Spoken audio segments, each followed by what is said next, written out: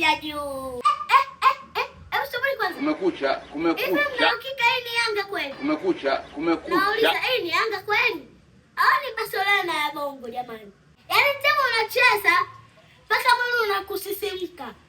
Kila mchezaji wa Yanga anacheza katika nafasi yake. Ukiangalia stability na exposure ya kila mchezaji wa Yanga ni kama Barcelona inayocheza uwanjani. Hebu imagine mtu kapigwa chuma 4. Wewe uogopi? Nakuuliza wewe hapo. Usiangalie huko. Nakuuliza wewe hapo. Wewe uogopi? Ndugu zetu Mankolo, wala tu niwakumbushe. Hapo no Ziziki, no Mzize, no Dickson Jobu, alafu sasa kubwa kuliko no Selemani Mwalimu. Wewe Selemani we Sele. Wewe Selemani we Sele.